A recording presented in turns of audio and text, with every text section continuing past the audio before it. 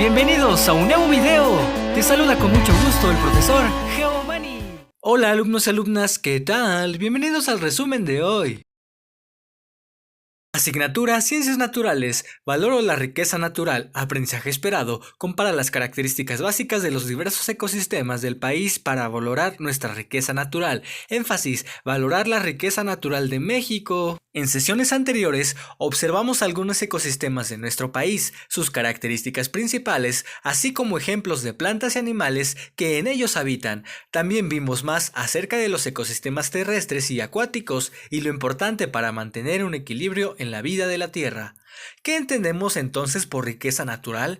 Son los conjuntos de recursos con los que contamos, y seguro te has dado cuenta que lo hemos visto en las últimas clases y que tiene relación con la diversidad biológica. Todos los ciudadanos de un país tenemos una gran responsabilidad con nuestra riqueza natural. Debemos apropiarnos de ella, defenderla, reconocerla y cuidarla, porque es una herencia que dejaremos a futuras generaciones. Los gobiernos locales, nacionales e internacionales deben de favorecer estrategias para cuidar nuestro patrimonio natural. Algunos ejemplos que llevan a cabo los gobiernos sobre estas acciones son las áreas naturales protegidas. Un área natural protegida son zonas de acceso restringido a grupos de investigación y se han creado para poder estudiar, restaurar y proteger y conservar los ecosistemas, así como las especies que en ellos existen.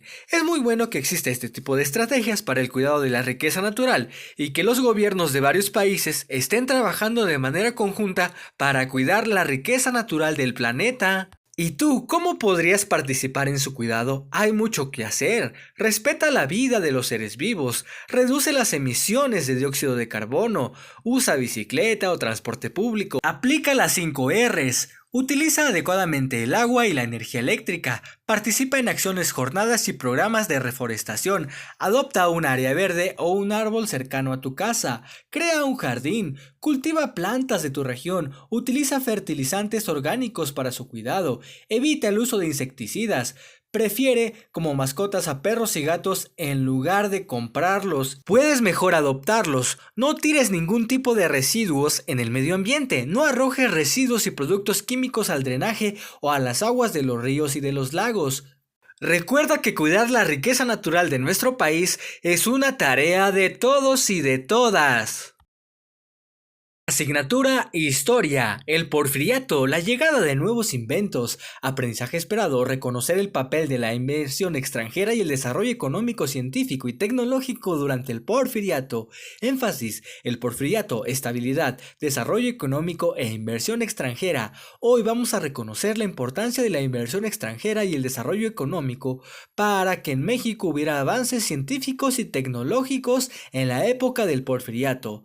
Hoy vamos a aprender muchas características importantes de este periodo de la historia de México, que transcurre durante las últimas décadas del siglo XIX y la primera mitad del siglo XX, el Porfiriato. Mencionaremos aspectos culturales e innovaciones tecnológicas, y en la educación, del transporte y las telecomunicaciones se mencionó algo al respecto. ¿Recuerdas sobre el ferrocarril y el telégrafo? Fueron muy importantes porque conectaron al país en un tiempo mucho más corto. En 1884, México tenía 5.731 kilómetros de vías. Para 1898 había aumentado a 12.173 kilómetros y para 1910 existían 19.800 kilómetros de vías. Las vías se extendieron por gran parte del país y hasta la frontera norte. Crecieron las líneas del telégrafo y se establecieron las primeras líneas de teléfono. Además, se introdujeron los tranvías eléctricos.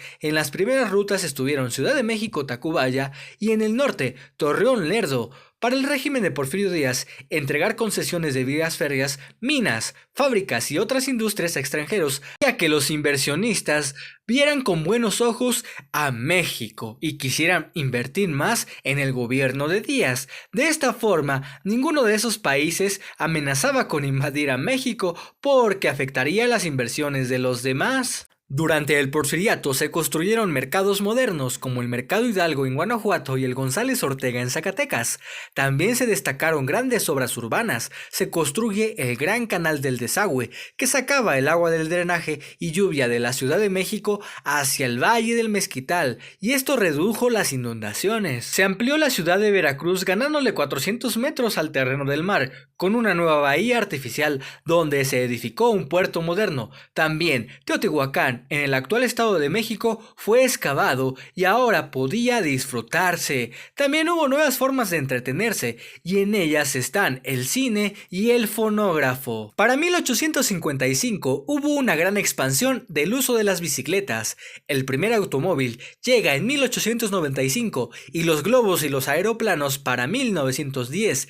El teatro y la música tuvieron un gran impulso. Otro aspecto importante es el educativo. Durante este periodo se consolida la educación moderna. Se llevaron a cabo congresos higiénico-pedagógicos donde se establecieron los métodos educativos, los contenidos de los programas de estudio, los manuales escolares que debían utilizarse, algo así como un libro de texto que tenemos hoy en día. Se comienza también a hacer la división de grados. No existía la secundaria, solo existía la primaria y había muy pocos preescolares, más bien eran jardines para niños. Para 1890 se apertura la primera escuela normal para profesoras. Desde entonces y hasta la fecha, las maestras han ocupado un papel fundamental en la educación de México.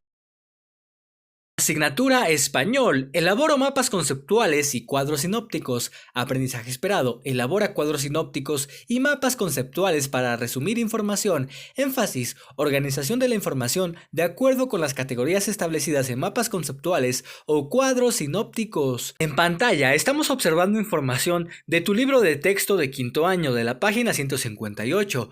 Y esta información nos habla del problema ambiental de la deforestación. Entonces tenemos que elaborar a partir de este texto expositivo un mapa conceptual y un cuadro sinóptico. Con todas estas ideas vamos a elaborar nuestro mapa conceptual y desde luego que también un cuadro sinóptico. Las diferencias entre uno y otro las hemos visto en clases pasadas. El reto de hoy: realiza 2 nuevos organizadores visuales en tu cuaderno. Elige un texto de tu libro de geografía o de ciencias naturales y elabora un cuadro conceptual o mapa conceptual y luego uno sinóptico. Los siguientes criterios te servirán para que la elaboración de estos mapas conceptuales y cuadros sinópticos se te haga más fácil. Criterios para la elaboración de los recursos: lee el texto, identifica ideas clave, secundarias, terciarias o información complementaria. Paso 3. Distribuye la información para un cuadro sinóptico de izquierda a derecha. Si es mapa conceptual, se prefiere de arriba a abajo. Paso 4. Selecciona, jerarquiza y distribuye la información de lo general a lo particular. Paso 5. Utiliza recursos representativos para cada organizador, corchetes para cuadros y recuadros para mapas conceptuales. No olvides tus frases de enlace en los mapas conceptuales.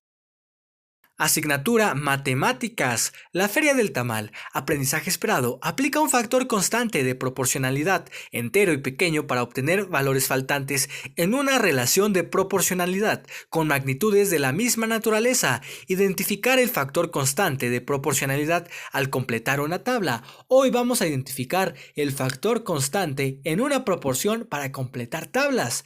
Hoy vamos a aprender a elaborar tablas con la ayuda de un factor constante de proporcionalidad. El pasado 2 de febrero muchas familias celebraron el Día de la Candelaria y muchas familias acostumbran a comer tamales en esa fecha. Estamos observando en pantalla una receta de Doña Francisca para hacer tamales de limón.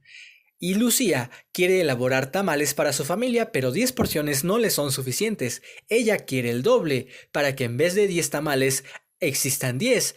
¿Y entonces qué debe hacer Lucía para duplicar las cantidades de porciones? Muy fácil, lo único que tiene que hacer es duplicar la cantidad de ingredientes. Duplicar quiere decir tener 2 veces una misma cantidad, lo que quiere decir que tenemos que multiplicar por 2 cada uno de los ingredientes. Si quisiéramos muchos más tamales, ¿qué tal 40 porciones? ¿Qué tendríamos que hacer? Muy fácil, dividir 40 porciones entre 10 porciones para saber por cuánto debemos multiplicar las cantidades originales. 10 entre 40. El resultado de esta división es 4, lo que significa que debemos de tener 4 veces las cantidades originales de ingredientes. Esto significa cuadruplicar los ingredientes. Lo que acabamos de calcular se llama factor constante de proporcionalidad y es muy útil porque te ayuda a saber por cuántas veces debemos de multiplicar los ingredientes originales para que, sin importar la cantidad de porciones que prepares, tengan el mismo sabor, que estén muy deliciosas. Espero este video haya sido de tu agrado. Gracias por tu atención. No olvides darle me gusta y dejar tu suscripción. Cuídate mucho, estudia mucho, querido y querida alumna.